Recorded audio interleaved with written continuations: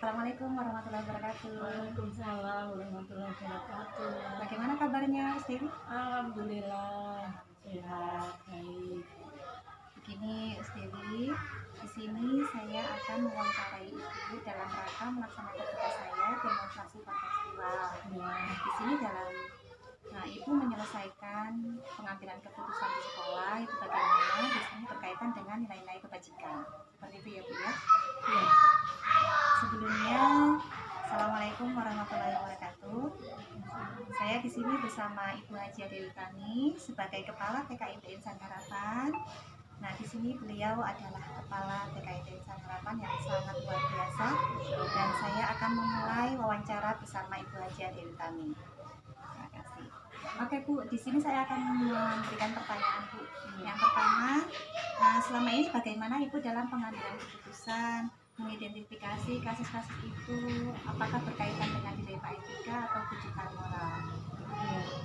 Jadi dalam memimpin sebuah satuan pendidikan, ya terutama di TKIT Insan Harapan ini, tentu saja banyak hal-hal yang saya alami ya ketika harus mengambil keputusan kaitannya dengan dilema etika dan rujukan moral ya.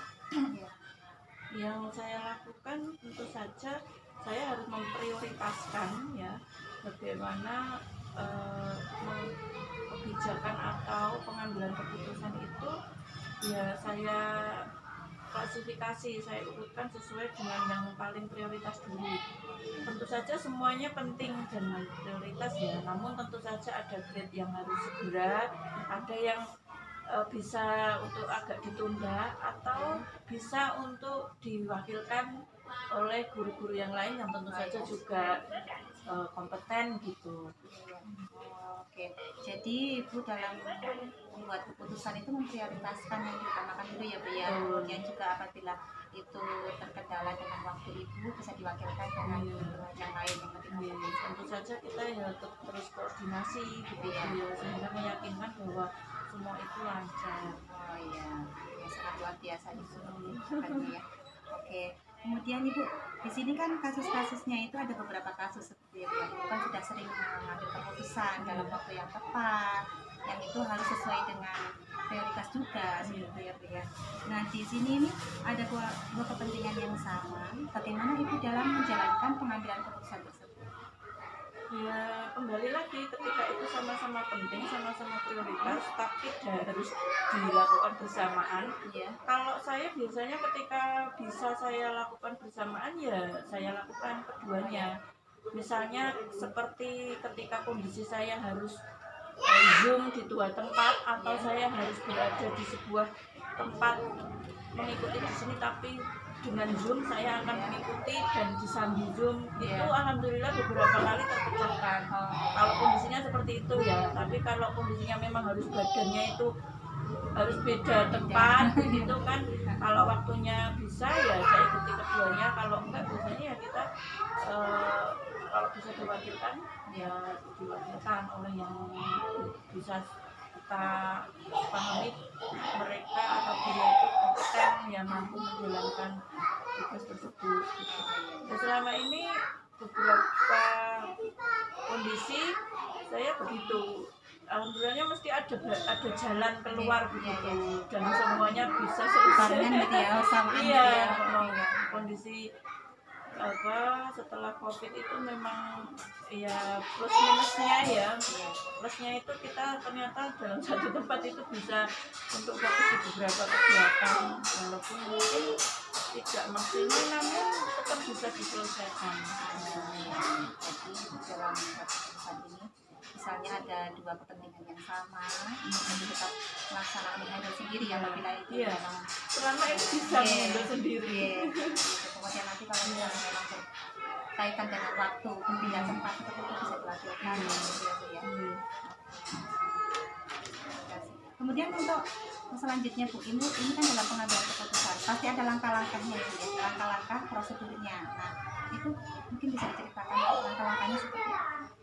Langkahnya saya tentu akan membuat klasifikasi ya, kemudian biasanya saya juga akan melibatkan teman-teman guru ya, kan menurut saya akan lebih baik ketika saya itu sebelum mengambil keputusan itu banyak melibatkan teman-teman yang mungkin dalam beberapa pikiran teman-teman itu ada yang bisa kita ini ya, ada ternyata ada ide ini dari guru ini. Nah kemudian kita bisa berpikir untuk kemudian kita ambil sebuah kebijakan yang paling tepat begitu ya, sehingga memang kita harus, saya pribadi juga harus ini ya, melibatkan teman-teman yang tentu saya merasa sebagai pemimpin pun butuh ide-ide, masukan gitu ya. Jadi langkah saya tentu saja pertama saya akan mengklasifikasi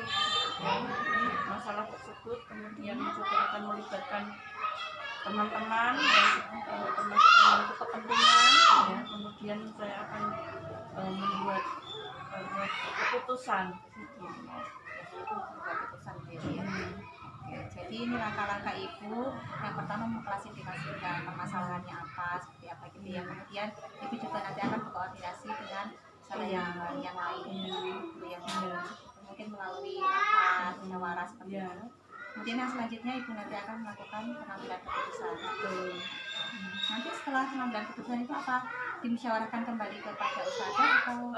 Biasanya ketika saya mengambil keputusan tentu saja akan saya sosialisasikan kepada teman-teman guru lain ya, biar kita sama-sama tahu bahwa ini kita ada kondisi seperti ini ya, tentu saja harus ditindaklanjuti. Kemudian kita pastikan ini berjalan lancar, nanti ada waktunya kita untuk juga refleksi diri ya, evaluasi bagaimana, perlu pembenahan atau perlu apa-apa yang masukan positif yang bisa ke depan itu lebih baik lagi. Jadi selain kami sudah membuat keputusan, itu juga akan mensosialisasikan kepada yang lain ya, pengambilan keputusannya. Kemudian juga ditindaklanjuti dengan refleksi dan evaluasi ya Bu ya, supaya selanjutnya menjadi lebih baik.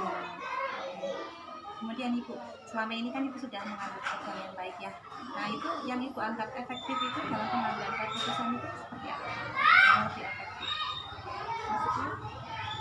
Yang ibu anggap efektif itu yang, oh saya ini harusnya seperti ini misalnya. Jadi dalam pengambilan keputusan seperti ini, langkah yang paling baik. Kalau dalam pengambilan keputusan selama ini ya, saya akan melihat kondisinya atau masalahnya begitu loh. Artinya ini kaitannya dengan apa, kalau dengan orang tua atau dengan masalah murid atau dengan guru atau dengan dinas mungkin ya. Jadi kan kita saya dalam mengambil ini tentu saja sesuai dengan kondisi. Artinya itu masalah apa, perputaran tentang apa, Kalau berkaitan dengan apa ya, ya? berkaitan dengan apa. Tentu saja saya juga akan melibatkan unsur-unsur yang berkaitan dengan masalah tersebut. Misalnya kalau dengan orang tua, berarti saya mungkin perlu kita komunikasi dengan orang tua. Kalau dengan anak pun termasuk dengan guru-guru, termasuk dengan dinas, kan kita yang penting komunikasi. Ya, komunikasi itu insya Allah nanti akan mengklirkan apapun masalah.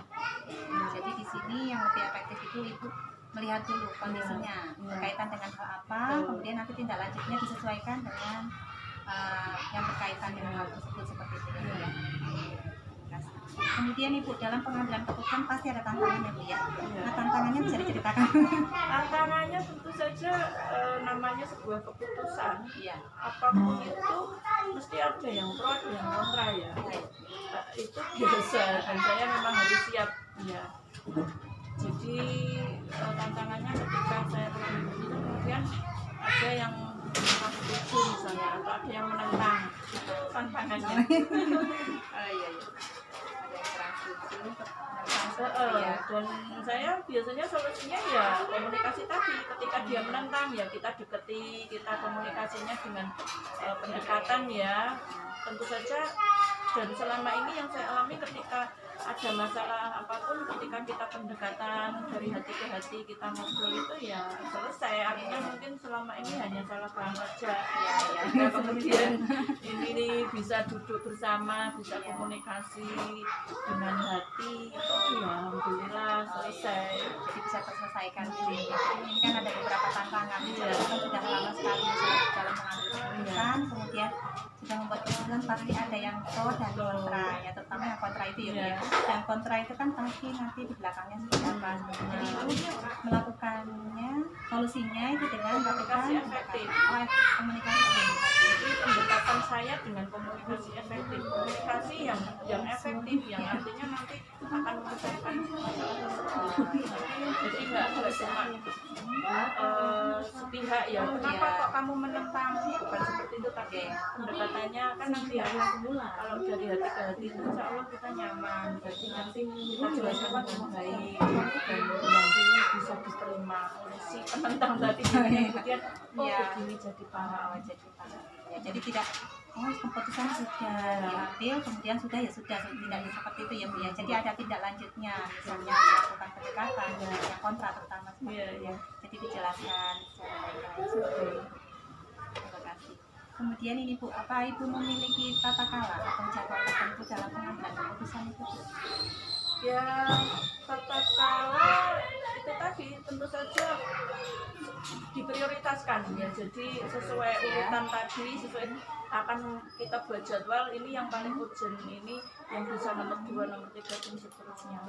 Jadi kalau memang sangat mendesak ya mau nggak mau tentu saja kita prioritaskan toh.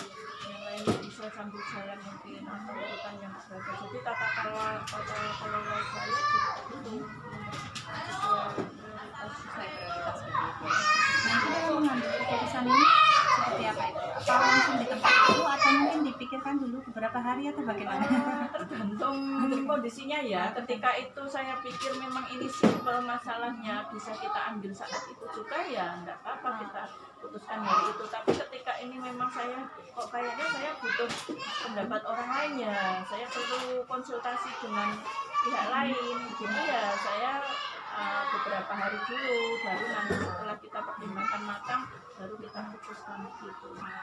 Jadi kan kalau kita ada momen forum guru tiap Sabtu ya kan kita duduk bersama, itu kan banyak beberapa namanya juga banyak kelas, banyak anak, banyak guru, banyak orang tua kan tentu saja ada hal-hal yang ditemukan masalah seperti ini, terus solusinya bagaimana, kan saya juga sekalian bikin masukan ternyata kok belum ini ya, saya nanti akan konsultasi ke pihak yang lebih lagi biar keputusan yang saya ambil itu benar-benar efektif dan apa ya, keputusan yang baik untuk semuanya gitu, yang bisa diterima oleh semuanya dengan lapang hati. Jadi tadi disesuaikan dengan prioritas ya Bu ya. Yang pertama, misalnya kalau paling urgent ya nanti Bu ya, pertama seperti yang mengatakan ya Bu ya. Kemudian selanjutnya sesuai dengan kondisi. Nah itu mungkin apabila kondisinya memungkinkan selesaikan saat itu, misalnya tidak terlalu memerlukan musyawarah dengan guru yang lain ya bisa Ibu putuskan. Tapi kalau misalnya memerlukan musyawarah dulu dengan guru yang lain melalui forum tadi ya, itu bisa melalui musyawarah itu seperti itu ya. Jadi ada tahapannya itu ya, ada yang ditamakan melalui musyawarah, ada yang bisa diambil langsung gitu ya. Kemudian Bu, ini kan ada pengambilan keputusan itu pasti ada beberapa faktor ya, faktor yang mempermudah. Jadi ada faktor yang mempermudah Ibu, yang membantu Ibu dalam mengambil keputusan. Mungkin bisa diceritakan. Kalau yang saya alami selama ini faktor yang membantu saya ya malah teman-teman guru ya. Jadi ketika saya ada apapun kondisi di mana itu sebuah masalah misalnya ya, karena kan kita juga namanya tim ya, jadi kita itu teamwork ya, nggak bisa lepas satu sama lain. Saya nggak bisa kerja sendiri, guru pun juga nggak bisa jalan sendiri kan. Nah selama ini yang saya alami ini ya pihak-pihak yang ini guru, teman-teman guru, termasuk juga dari yayasan ya, tentu saja juga saya harus komunikasikan ketika kondisinya seperti ini bagaimana sebaiknya gitu. Jadi memang butuh lingkungan yang mendukung untuk saya itu bisa mengambil keputusan dengan tepat. Mungkin selain tadi guru ya, guru terlibat, kemudian ada yayasan juga, ada pihak lain juga Bu yang biasanya karena saya ada pengawas ya, setelah enggak itu kan kita kayak sebuah ada tim namanya komite pembelajaran, itu ada pengawas, ada kepala sekolah, ada guru.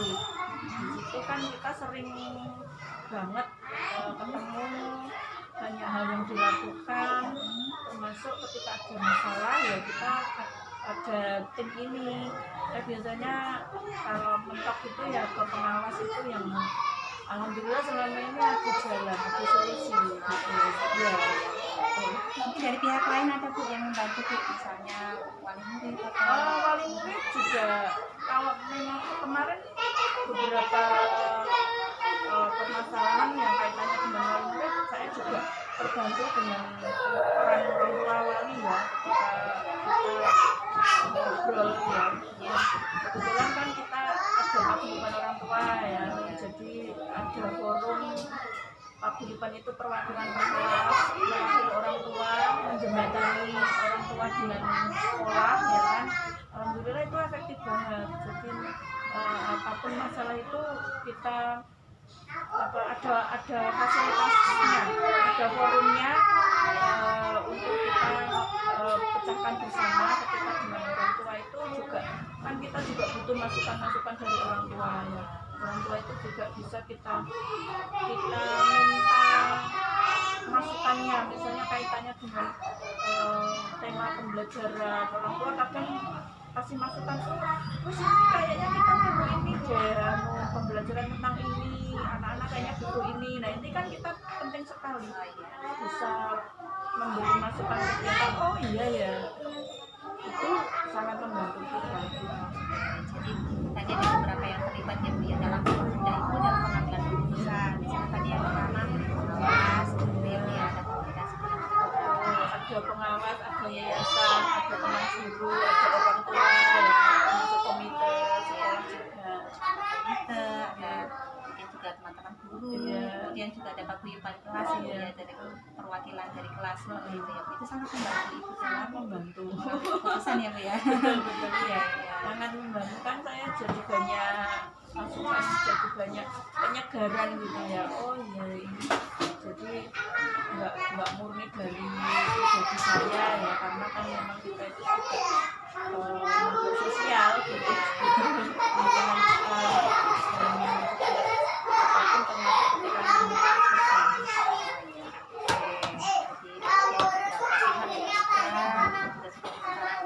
seperti itu, mulai dari pengawas, yayasan, kemudian rekan-rekan guru juga, kemudian juga sekolah, kemudian santri ya Bu.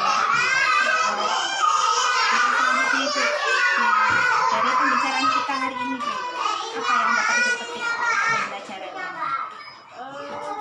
Lebih ke bagaimana kita bisa bijaksana ya, bijak dalam mengambil keputusan ya ketika mengalami dilema etika ya, juga moral itu ya. Sama-sama benar itu. Betul, harus jeli, jadi biar kita tidak salah dalam mengambil keputusan itu ya. Ini jadi kesimpulannya memang dibutuhkan sikap yang bijaksana dari kita ya, biar keputusan yang kita ambil itu juga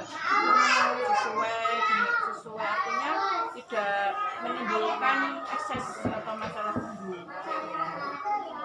Jadi dalam mengambil keputusan supaya lebih bijak lagi seperti ini, supaya kondisinya juga semua baik ya, tidak menimbulkan masalah, tidak digabah tidak terjadi banyak sekali ya. Ya, manfaatnya luar biasa. Terima kasih Bu, terima kasih Bu Haji Dewi. Mohon maaf saya sudah mengganggu waktunya. Semoga semuanya dapat menjadi pembelajaran yang berguna untuk saya, juga supaya dimudahkan dalam keputusan selanjutnya. Terima kasih Bu, salam sehat selalu, dilancarkan semua aktivitas Ibu, dilancarkan, dimudahkan. Amin ya rabbal alamin. Terima kasih. Assalamualaikum warahmatullahi wabarakatuh. Waalaikumsalam warahmatullahi wabarakatuh.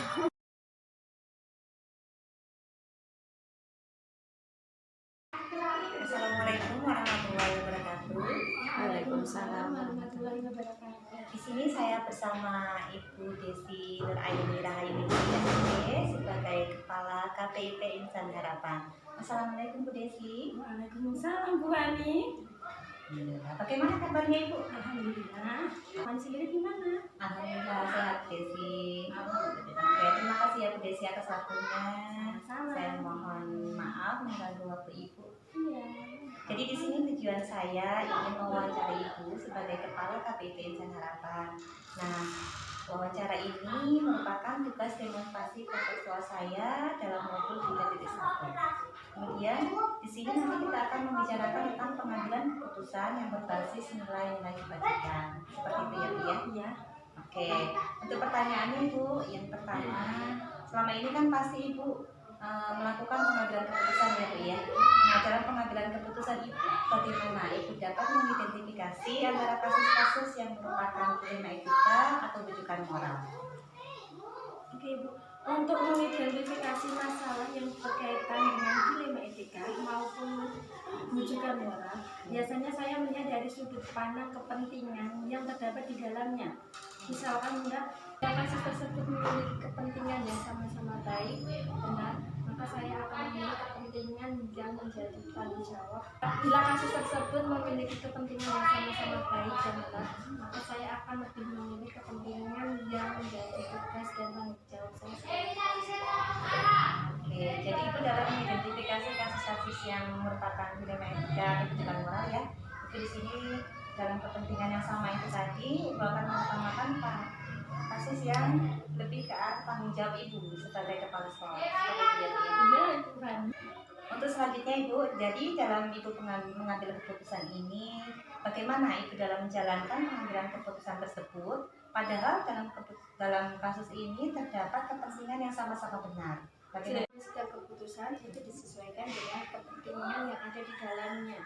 Misalkan, ketika di suatu waktu kita itu dihadapkan pada dua pilihan yang harus dilakukan, maka yang bisa saya ambil itu yang apa mbak?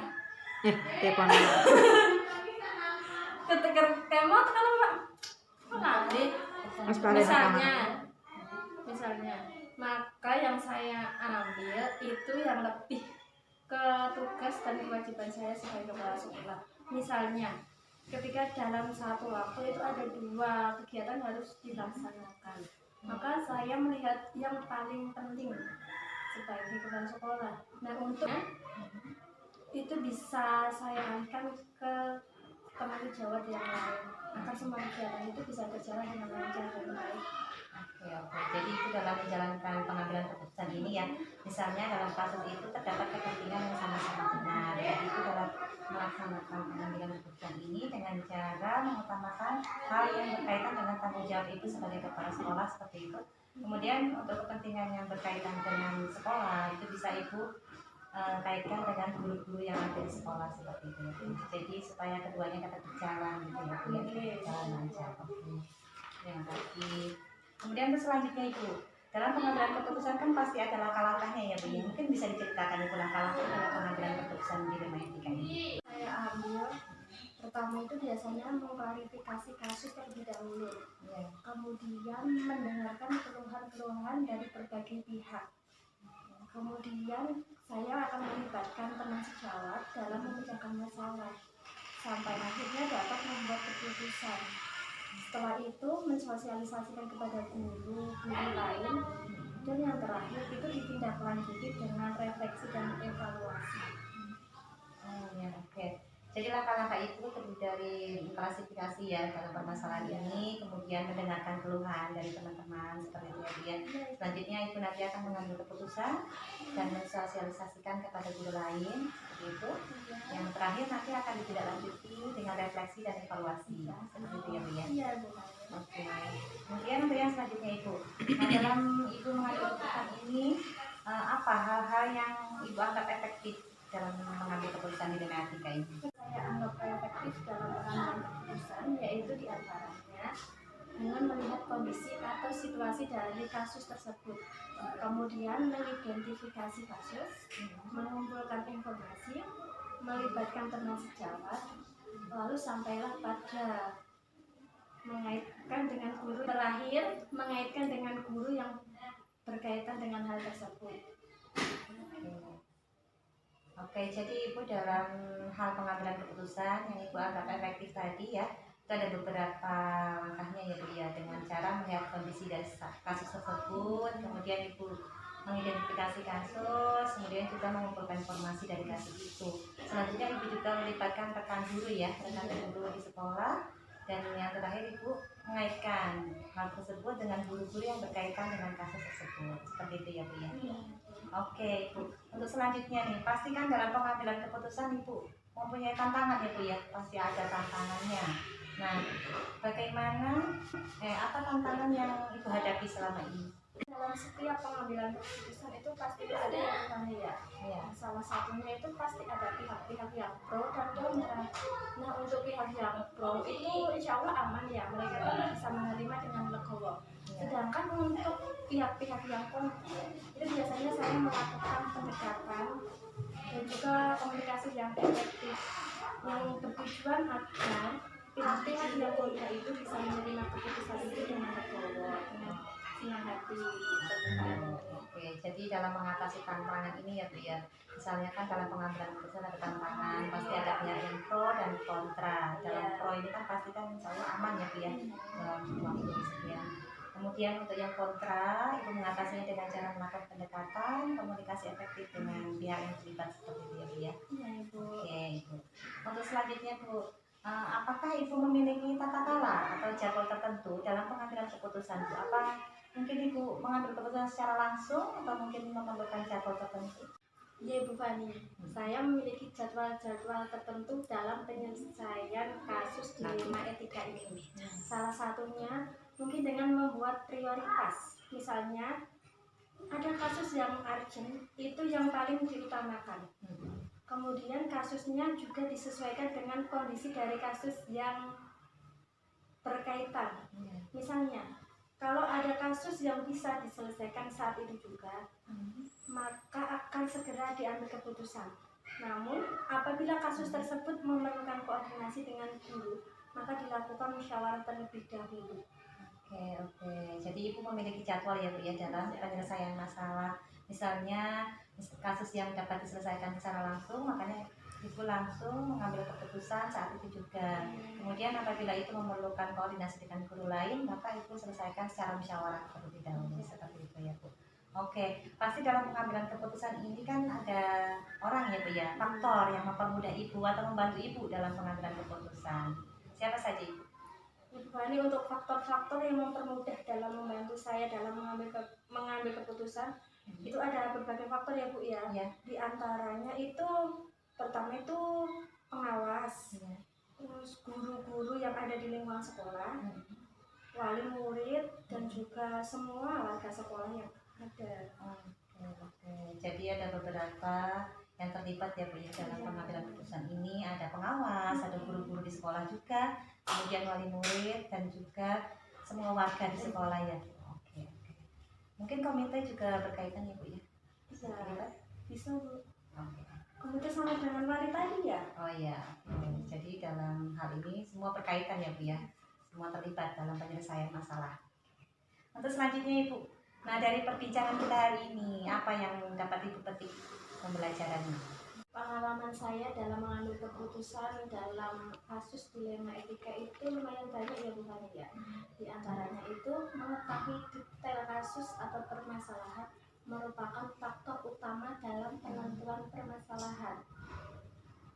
Itu karena untuk menghindari kesalahan-kesalahan yang bisa terjadi di kemudian hari. Oke. Jadi Ibu memiliki pengalaman yang banyak ya Bu dalam kasus dilema etika ini.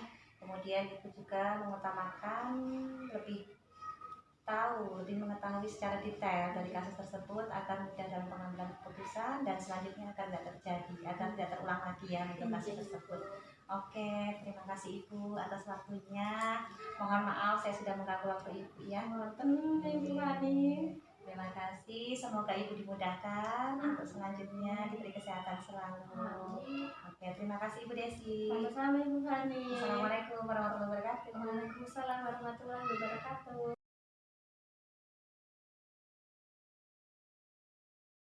Assalamualaikum warahmatullahi wabarakatuh. Waalaikumsalam warahmatullahi wabarakatuh. Saya di sini bersama Ibu Nuri SPD, Kepala TPA Insan Harapan.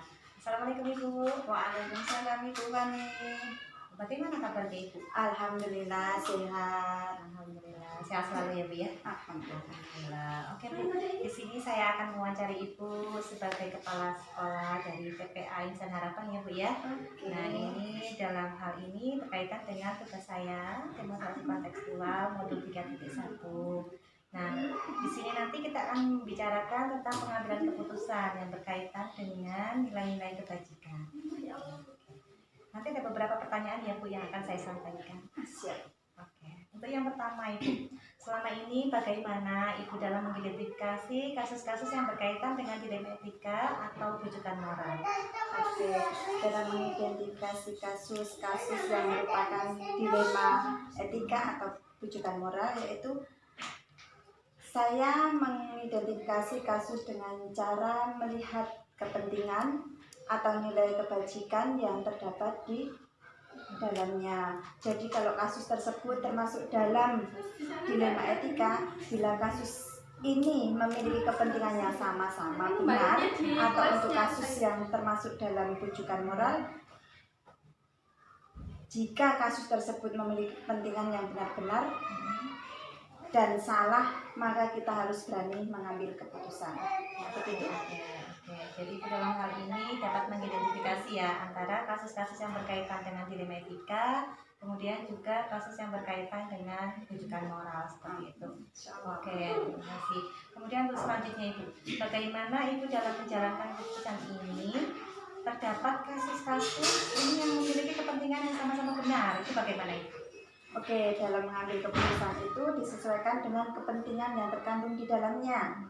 Misalnya, jika hal ini yang berkaitan dengan semua warga sekolah, maka yang saya utamakan adalah yang berkaitan dengan warga sekolah atau yang berkaitan dengan kelompok di lingkup lembaga kita, karena kita ada di dalamnya. Seperti itu. Jadi disesuaikan dengan kepentingannya ya Bu ya. Lebih mengutamakan kepentingan kelompok ya Bu ya. Kepentingan yang berkaitan dengan sekolah, lingkungan sekolah seperti itu. Oke. Kemudian Ibu untuk pertanyaan selanjutnya, dalam pengambilan keputusan kan pasti Ibu memiliki langkah-langkah ya Bu ya, tanggapannya. Mungkin bisa dibicarakan, bisa disampaikan. Oke.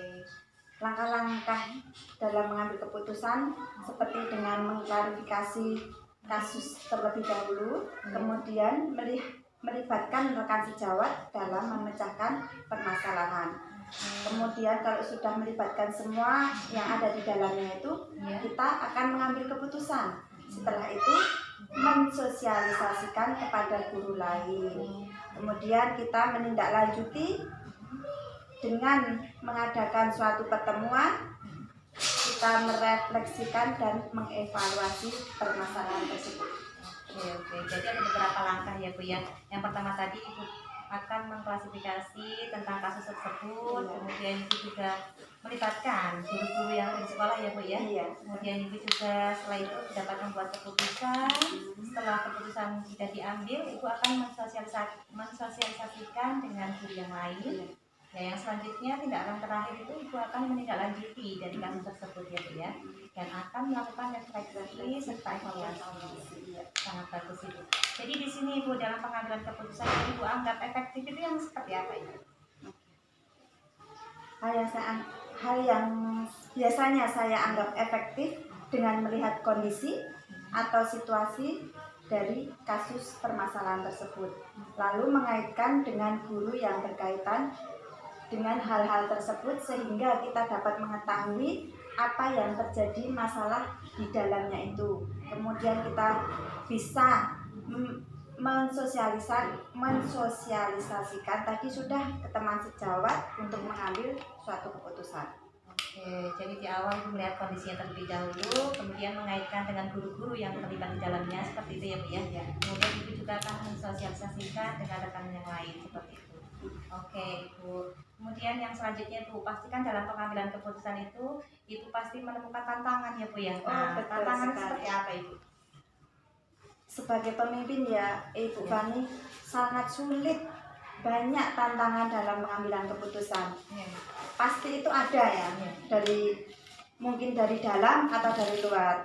Oke, untuk pihak-pihaknya ada yang pro dan kontra. Iya. Kalau yang pro itu sudah biasa nggih, Ibu. Kalau yang kontra itu dengan cara melakukan pendekatan komunikasi yang efektif, bagaimana cara pemecahannya, seperti itu. Oke, jadi tantangan ini tetap Ibu hadapi dengan bijaksana gitu ya Bu ya. Iya. Kemudian bagi yang pro itu kan sudah insya Allah selanjutnya dapat berjalan dengan baik. Kemudian untuk yang kontra itu juga melakukan pendekatan dengan komunikasi efektif seperti itu ya Bu. Oke. Oke, selanjutnya Ibu, apakah Ibu dalam pengambilan keputusan ini memiliki tata kala atau jadwal tertentu? Misalnya, harus dilakukan pengambilan keputusan secara langsung atau mungkin dapat membuat jadwal untuk berikutnya seperti itu? Pastinya saya sebagai pemimpin mempunyai tata kala atau jadwal tertentu Bunda, dengan membuat prioritas yang paling urgent itu yang diutamakan. Kemudian disesuaikan dengan kondisi dari kasus yang berkaitan, atau mungkin kita bisa membuat suatu pertemuan yang khusus agar bisa memecahkan suatu masalah itu, biar semuanya bisa terbuka dan tidak menimbulkan pro dan kontra. Oke, jadi Ibu di sini membuat skala prioritas ya. Yang pertama itu mengutamakan sesuatu yang urgent, yang urgent dulu. Kemudian apabila Ibu memerlukan musyawarah dengan guru, maka dilakukan secara bermusyawarah melalui forum ya Bu ya. Iya. Oke, terima kasih. Untuk selanjutnya Ibu dalam pengambilan keputusan ini kan pasti ada mungkin faktor atau seseorang yang dapat mempermudah Ibu, membantu Ibu dalam pengambilan keputusan di lima etika itu. Iya, mestinya ada Ibu Fani faktor-faktor yang mempengaruhi membantu saya dalam mengambil keputusan itu mesti ada. Itu yang pertama itu pengawas, Ya. kemudian guru, teman sejawat, ada wali. Biasanya kan kalau di lembaga ada paguyuban, orang tua santri, kemudian ada forum guru dan orang tua. Itu seperti wali, pertemuan wali itu kan ada.